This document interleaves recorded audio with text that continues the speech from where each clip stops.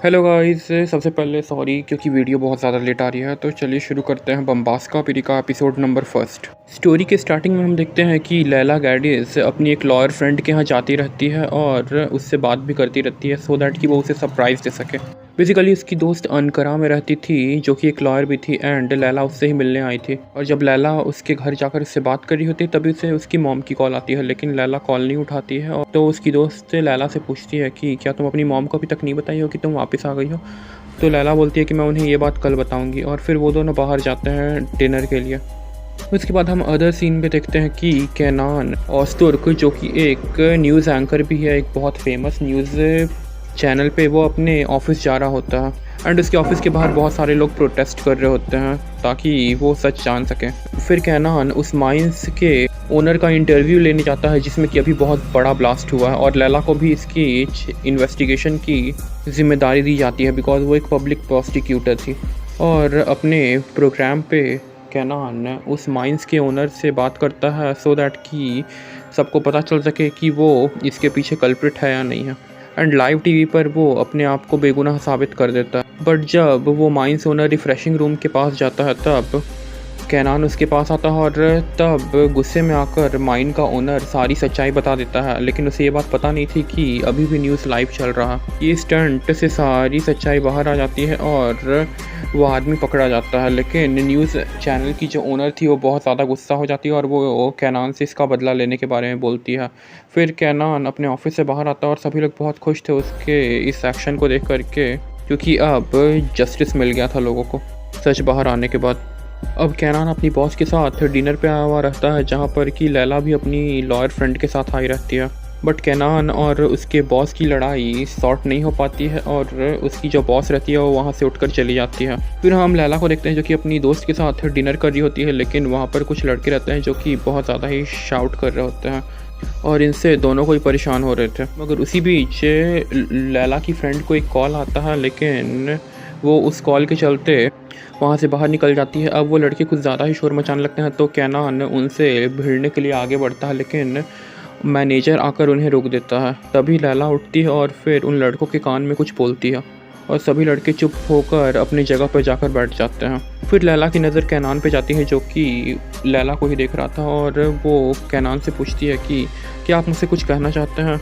तो केनान बोलता है कि मैं बस ये जानने में इच्छुक हूँ कि आपने ऐसा उन लड़कों के कान में क्या बोला कि वो तुरंत शांत होकर बैठ गए। तो लैला बोलती है कि आप इसका अंदाज़ा लगा सकते हैं कि मैंने क्या बोला होगा। तो केनान बोलता है कि हो ना हो आपकी जो पोस्ट है वो बहुत ज़्यादा ही हाई है एंड आप एक प्रोसिक्यूटर हैं, इसके कारण ही जब आपने उन्हें बताया कि मैं एक पब्लिक प्रोसिक्यूटर हूँ तो वो लोग शांति से अपनी जगह पर जाकर बैठ गए।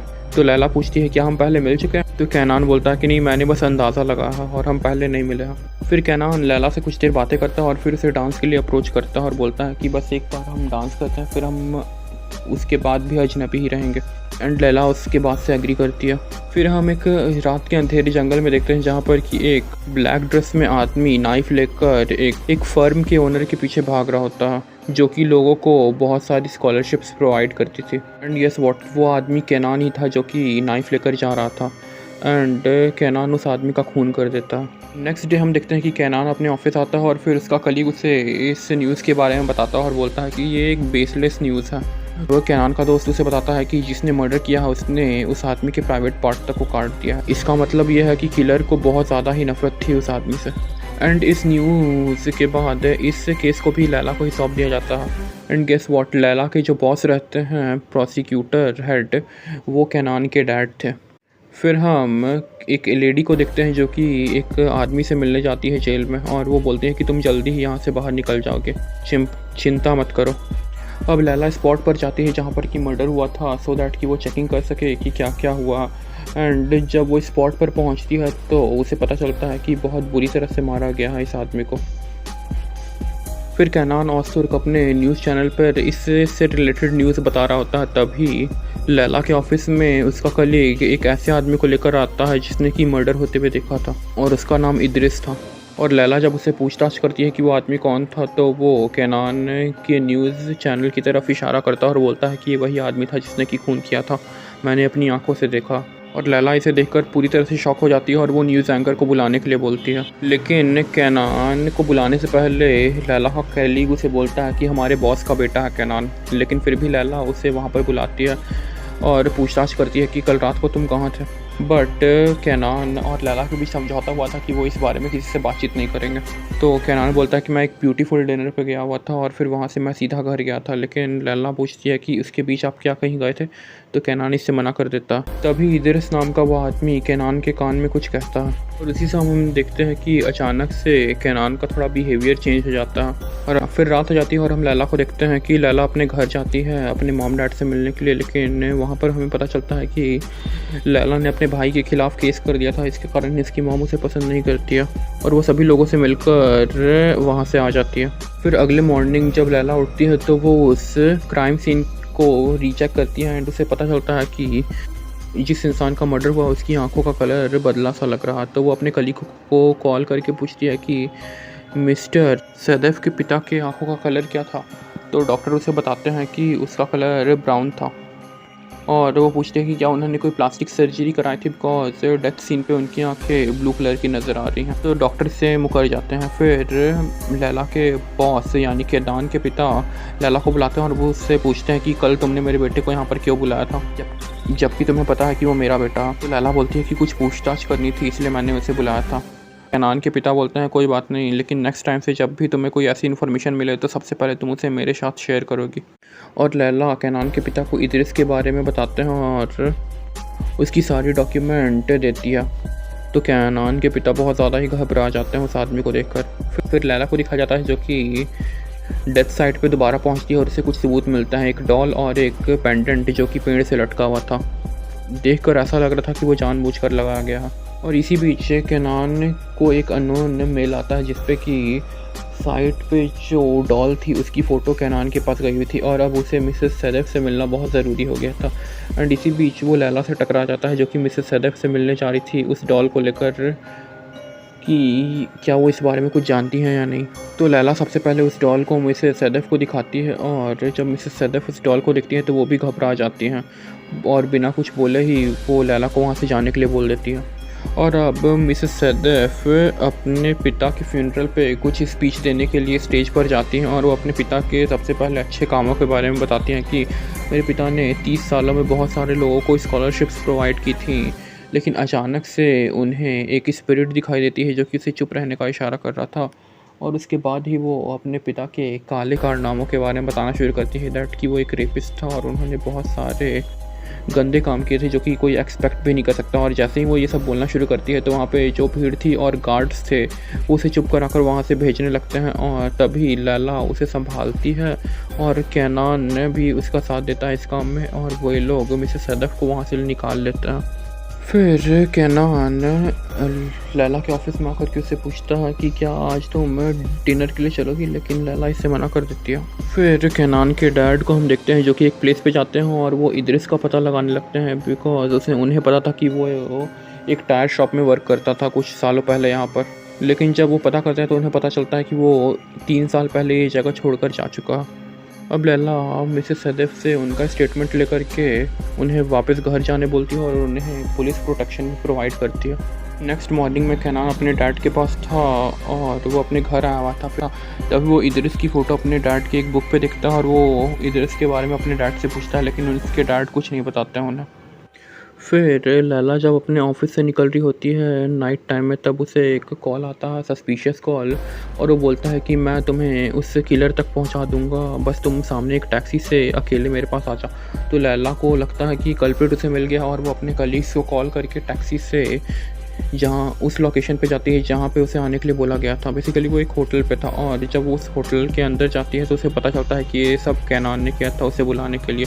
तो लैला गुस्सा होकर जाने लगती है लेकिन कैनान उसे रोक लेता है एंड वो लोग साथ में डिनर करते हैं फिर, और लास्ट में कैनान उसे टैक्सी से वापस भेज देता। इसी बीच कैनान को पता चलता है कि लैला एक रूम की तलाश में है तो कैनान अपने सोर्सेज से उसे रूम ऑफ़र करवाता जो कि ईयरली 60,000 लीरा चार्ज करने वाला था उनसे। बट लैला और उसकी लॉयर फ्रेंड अपना टारगेट बता देती है कि हमें 30,000 लीरा के अंदर चाहिए।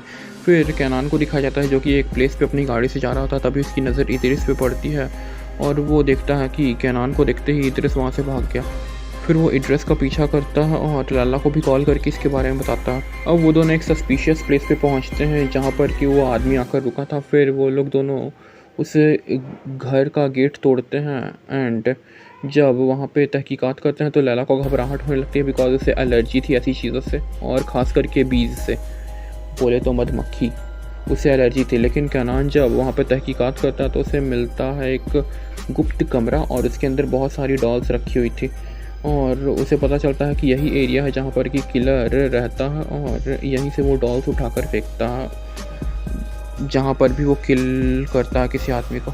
लेकिन वहाँ पर लैला बहुत ज़्यादा ही बेचैन होने लगती है और उसे पता चलता है कि उसे एक मधुमक्खी ने काट लिया और वो अनकॉन्शियस हो जाती है बाहर निकलने के लिए। फिर कैनान उसे एनी हाउ बाहर लेकर जाता है लेकिन वो बेहोश हो जाती है। फिर कैनान उसकी गाड़ी से एक दवाई निकाल कर लाता है और उसे लगाता है लेकिन वो स्टिल बेहोश हो जाती है। तब कैनान उसे हॉस्पिटल लेकर जाता है एडमिट कराने के लिए। अब हम कैनान के पिता को देखते हैं कि वो इद्रिस की तलाश में एक और जगह पर आए थे जो कि उन्हें पता चला था। तभी वो एक आदमी से बात कर रहे होते हैं लेकिन उन्हें पता चलता है कि वो उन्होंने खूनी के प्लेस पर एक आदमी को देखा जो कि एक न्यूज़ रिपोर्टर है बेसिकली। तो कैनान के पिता उसे कैनान की फ़ोटो दिखाता है तो आदमी अग्री करता है कि हाँ वो ऐसा ही दिखता था, लेकिन उसके बाल बहुत ज़्यादा ही अजीब थे और समझ में नहीं आ रहा था कि लगता है हमें देखकर समझ में नहीं आ रहा था कि वो सेम आदमी है या कोई और। बोले तो ऐसा लगता है कि ये किसी और जगह का इंसान है और जो न्यूज़ रिपोर्टिंग पे है वो कोई और इंसान है। फिर ये बात सुनकर कैनान के डैड वहाँ से निकल जाते हैं और फिर एक साइकोलॉजिस्ट के पास जाते हैं। इसी बीच कैनान को दिखाया जाता है जो कि लैला को हॉस्पिटल लेकर के आ गया था और उसका चेकअप चल रहा था। फिर कैनान के पिता को हम देखते हैं जो कि वो उसे साइकोलॉजिस्ट के पास जाते हैं और उससे बात करते हैं कि मेरा एक रिलेटिव है जिसे कि ये बीमारी है कि वो कभी कभी अपने आपे से बाहर चला जाता है। तो डॉक्टर उसे बताती है कि ये एक स्पिरिट पर्सनालिटी डिसऑर्डर है जिसमें कि एक इंसान के अंदर दो पर्सनालिटीज़ रहती हैं, और वो इस बात से ही पर्दाफाश करते हैं कि कैनान उनका अडॉप्टेड सन है। फिर हम देखते हैं कि कैनान को पता चलता है कि लैला की तबीयत ठीक हो गई है और फिर वो कैनान से मिलने जाता है, और जो ड्रिप लैला को चढ़ रही थी वो ख़त्म होने के बाद लैला उस केस पे फिर से इन्वेस्टिगेशन के लिए निकल जाती है। कैनान के डैड बताते हैं कि उस बच्चे को बहुत गहरा ट्रामा लगा था बचपन में जिसके कारण कि वो ऐसा हो गया है। और फिर हमें एंडिंग कंक्लूजन सीन में हमें ये दिखाया जाता है कि कैनान उस आदमी के पीछे जा रहा था और वो बोलता है कि मैं कैनान नहीं डोंगूस हूँ, और कैनान ही उसका खून कर देता और उसकी आंखों की कठपुतली बदल देता, बोले तो आई लेंसेज लगा देता। इसी बीच लैला उस फोटो को देख रही होती है जिसे कि उसने मर्डरर के रूम से देखा था जो कि एक डॉल के साथ रखा हुआ था। एंड इसी सस्पिशियस के साथ ख़त्म होता है हमारा पहला एपिसोड कि क्यों उस मर्डरर के रूम में लैला के डैड की फ़ोटो थी एंड कैनान का जो दूसरा पर्सनालिटी है जिसका नाम डोंगूस है वो क्यों एक्टिवेट हो जाता है बार बार। तो ये सारे सीक्रेट्स का पता हमें एपिसोड 2 में लगेगा। तब तक के लिए bye bye, see you later, मिलते हैं अगले एपिसोड में। और हमारे टेलीग्राम चैनल को आप ज्वाइन कर लो सो दैट कि कभी भी कोई एपिसोड अपलोड हो तो आपको उसकी नोटिफिकेशन सबसे पहले वहाँ पर मिल जाएगी।